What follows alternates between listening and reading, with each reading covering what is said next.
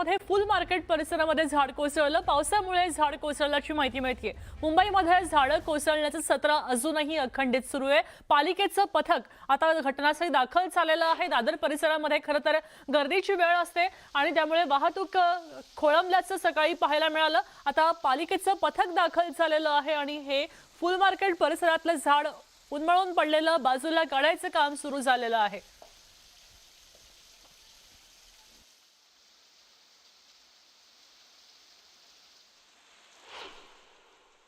या झाडाचं देखील आम्ही ट्रिमिंग काही 4-6 महिन्यापूर्वी केलं होतं, नाही अशातला भाग नाहीये। परंतु काय होतंय माहितीये का, हे जे महानगरपालिकेचं जे हे गार्डन डिपार्टमेंट आहे, गार्डन डिपार्टमेंटला आम्ही वारंवार सांगितलेलं आहे। इवन महानगरपालिकेच्या सभागृहात देखील आम्ही सांगितलं की या सगळ्या झाडांचं ऑडिट होणं गरजेचं आहे। जी मुंबई महानगरपालिकेच्या अखत्यारीत असोत किंवा प्रायव्हेट प्रिमायसिसमधली झाडं असोत, प्रत्येक झाडाचा एक सर्वेक्षण होणं गरजेचं आहे, सर्वे होणं गरजेचं आहे। त्याच्यामध्ये त्या झाडाचं साधारण किती वर्षापूर्वीचं झाड आहे, त्याची पूर्ण हिस्ट्री घेणं गरजेचं आहे। त्याची मुळं कितपत आता चांगल्या स्थितीत आहेत की नाही आहेत, कारण हे पाहता येतं। याच्यासाठी स्कॅनिंग सिस्टीम आहे, अद्ययावत सिस्टीम यंत्रणा म्हणजे यंत्र आता मार्केटमध्ये अवेलेबल आहेत। परंतु महानगरपालिका त्या दृष्टीने गांभीर्याने घेत नाही विरोधकांना आणि त्याचे हे परिणाम आहेत। तर जवळच माटुंगा परिसरामध्ये झाड कोसळलं आणि 2 वाहनांचं नुकसान झालंय। सुदैवानं या घटनेमध्ये कोणतीही जीवितहानी झाली नाही। रात्री सुमारे 10:30च्या सुमारास ही घटना घडली अशी माहिती मिळतेय। अग्निशमन दलाच्या मदतीनं आता झाड हटवायचं काम तातडीनं केलं गेलंय। हे दृश्य माटुंगा मधली आहेत। काल रात्री 10:30च्या दरम्यान ही घटना घडली। मात्र यावेळी रहदारी फारशी नसल्यामुळे कोणाची जीवितहानी झाली नाही, मात्र 2 वाहनांचं नुकसान या ठिकाणी झाल्याचं पाहायला मिळतंय। रस्त्यावरच हे झाड होतं, हे झाड कोसळल्यामुळे खरं तर 2 वाहनांचं नुकसान झालेलं आहे। मुंबईत मुसळधार पाऊस आणि वेगाने वाहणाऱ्या वाऱ्यामुळे मुंबईत झाडं पडण्याची घटना जी आहे ती आपल्याला समोर येताना पाहायला मिळते। अगदी सांताक्रूज असेल, चेंबूर असेल, माहीम असेल, त्याचबरोबर आता माटुंगा परिसरात देखील आपण पाहू शकतो। याच माटुंगा सर्कल येथे काल रात्री एक झाड पडलं, त्यामुळे देखील 2 खाजगी वाहनांचं जे आहे ते मोठं नुकसान झालेलं आपल्याला पाहायला मिळालं। या अगदी पाहायला गेलं तर बृहन्मुंबई महानगरपालिकेकडून या झाडांची देखील छाटणी करण्यात आलेली नाही आहे। त्याचबरोबर कुठेतरी सामान्य नागरिकांचं आर्थिक नुकसान देखील मोठ्या संख्येने होताना पाहायला मिळालं। अगदी झाड पडल्याची घटना समजल्यासच बृहन्मुंबई महानगरपालिकेचे कर्मचारी, त्याचबरोबर अग्निशामक दल आणि पोलीस हे घटनास्थळी दाखल झाले आणि अगदी रस्त्यावरती पडलेलं म्हणजे फुटपाथच्या अगदी लगतच असून हे झाड आहे, त्या झाडाचे बुंदे किंवा संपूर्ण जो झाड पडलं होतं ते देखील छाटून बाजूला करण्यात आलेलं आहे। पण कुठेतरी जी झाडं जी आहे ती पडताना आपल्याला पाहायला मिळतात। अगदी चेंबूर येथे देखील झाड पडलं होतं, त्यात एका शाळकरी विद्यार्थ्याचा देखील जे आहे ते मृत्यू झालेला आपल्याला पाहायला मिळाला। त्यामुळे कुठेतरी आता पुन्हा एकदा झाडं पडण्याची घटना जी आहे ती समोर येताना पाहायला मिळते। कुठेतरी बृहन्मुंबई महानगरपालिकेकडून झाडं छाटणी किंवा या झाडांची बुंदे जी अगदी कमकुवत झालेली आहे त्याची देखील पाहणी करण्यात आली होती का, आणि त्याचबरोबर ज्या प्रकारे झाडं पडण्याची घटना जी आहे ती समोर येताना पाहायला मिळते, त्यामुळे कुठेतरी नागरिकांचं देखील म्हणजे नागरिकांच्या वाहनांचं देखील मोठं नुकसान म्हणजे आर्थिक नुकसान होताना पाहायला मिळते। त्यामुळे बृहन्मुंबई महानगरपालिका अधिक किंवा इतर जी झाडं आहेत त्याची तपासणी कधी करणार, त्यामुळे कुठेतरी आता प्रश्न देखील जो आहे तो उद्भवताना आपल्याला पाहायला मिळते। एकंदरीत पाहायला गेलं तर या संपूर्ण परिसरात अनेक मोठी झाडं जी आहे ती आपल्याला पाहायला मिळतात, त्याच्याकडे देखील महानगरपालिका आता कशा प्रकारे लक्ष देते किंवा कारवाई करते का हे देखील पाहणं आता तितकंच महत्त्वाचं ठरणार आहे। व्हिडिओ जर्नलिस्ट सचिन कुबडेसह श्रीकृष्ण आवटी, न्यूज 18 मराठी, माटुंगा। पावसामुळे पुण्याच्या सेनापती बापट मार्गावर सुद्धा मोठं झाड मध्यरात्री कोसळलं आणि झाड पडल्यामुळे पार्किंगमध्ये वाहनांचं नुकसान झालं। सुदैवानं या घटनेमध्ये कोणतीही जीवितहानी झालेली नाही। हे दृश्य आहेत पुण्याच्या सेनापती बापट महामार्गावरची। इथंही मोठं झाड कोसळलं। आपण पाहतोय या ठिकाणी खरं तर एक वाहन सुद्धा होतं आणि त्या वाहनावर हे झाड कोसळलेलं आहे। जीवितहानी झाली नसली तरी वाहनाचं मोठं नुकसान झालेलं आहे। ही दृश्य आपण पुण्यातली पाहतोय। पुण्याच्या सेनापती बापट महामार्गावर वाहतूक असते खरं तर, मात्र पार्किंगमध्ये हे वाहन होतं, पार्किंगसाठी ते उभं केलं होतं आणि इथं या वाहनावर हे झाड कोसळलं। सुदैवानं यात कुणीही व्यक्ती बसलेला नव्हता, त्यामुळे कोणत्याच प्रकारची जीवितहानी झाली नाही, मात्र वाहनाचं मोठं नुकसान झालंय। आता हे झाड सुद्धा मोठं आहे, त्यामुळे ते हटवण्याचं काम युद्ध पातळीवर सुरू आहे।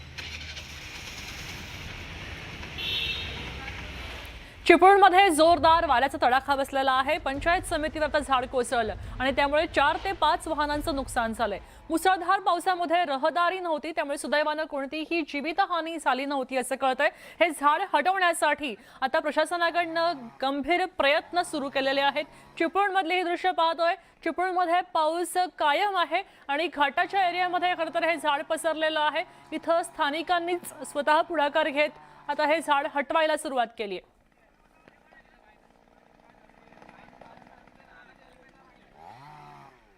आपण ही दृश्य चिपळूणमधली पाहतोय। इथं पंचायत समिती समोरच झाड कोसळलं, त्यामुळे दुसऱ्याच दिवशी सुद्धा इथं स्थानिक आणि त्याचबरोबर पालिकेचे कर्मचारी सुद्धा उपस्थित होते। झाड हटवायचे प्रयत्न सध्या सुरू आहेत, मात्र अजूनही पाऊस पडताना दिसतोय। आपण ही दृश्य पाहतोय, चिपळूणमधली आहेत। या ठिकाणी झाड पडलं, ते कापून आता ते हटवायचे प्रयत्न सुरू केलेले आहेत पालिकेचे कर्मचारी आणि त्याचबरोबर इथं राहणारे स्थानिक सुद्धा मदतीला आलेले पाहायला मिळत आहेत।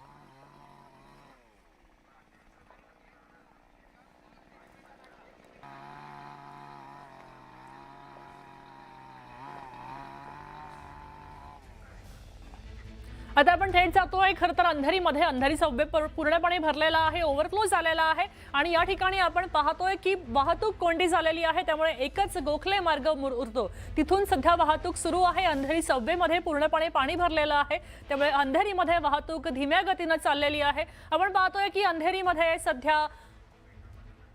सध्या पाहतोय की कशा प्रकारे पाणी साचलेलं आहे संपूर्ण मुंबईमध्ये। मुंबई आणि उपनगर या ठिकाणी गेले 3 ते 4 दिवस सलग पाऊस पडतोय आणि या पावसामुळे अनेकांचे हाल होत आहेत। वाहतूक कोंडी झालेली आहे अनेक ठिकाणी आणि त्याचबरोबर आपण पाहतोय हा सबवे पूर्णपणे पाण्याखाली गेलेला आहे। आपल्यासोबत बँड्रावरनं श्रीकृष्ण आवटी जोडले गेलेले आहेत। श्रीकृष्ण, अधिक माहिती द्याल?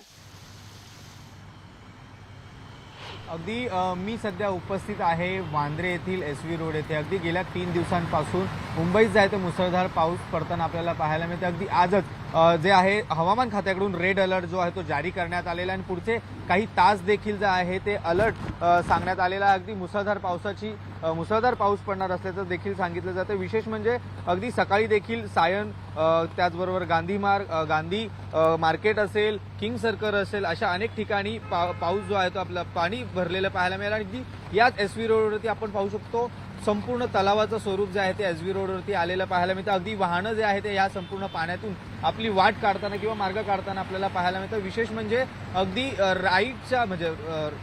राईटच्या साईडने जे आहे ते वाहनं मार्ग काढतात, कारण पाण्यात जर गाडी गेली तर ह्या ठिकाणी जे आहे ते गाडी बंद पडू शकते किंवा गाडीत पाणी गेलं तर खराब होऊ शकते। त्यामुळे देखील वाहनधारक देखील जे आहे ते सतर्कता बाळगताना आपल्याला पाहायला मिळतं। अगदी मुंबई असेल, ठाणे असेल, पालघर, रायगड जिल्ह्यात पावसाचा रेड अलर्ट जो आहे तो घोषित करण्यात आलेला आहे। पुढील 24 तासात अगदी 200 ते 250 मिमी अतिमुसळधार पावसाची जी आहे ती शक्यता वर्तवली जात आहे।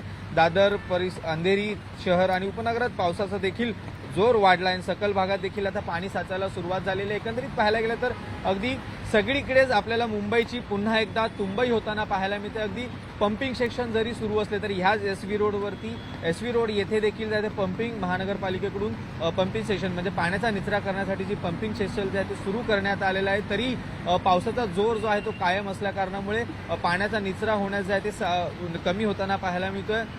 पंपिंग स्टेशन लावलं असलं तरी कुठलाही या पंपिंग स्टेशनचा उपयोग जो आहे तो होताना पाहायला मिळत नाहीये, कारण मुंबईकरांना सामोरे नेहमीच अगदी कुठलाही पावसाळा म्हटलं की मुंबईकरांना जे आहे ते या संपूर्ण तलावासारख्या स्वरूप आलेल्या रस्त्यातून आपली वाट काढावी लागते।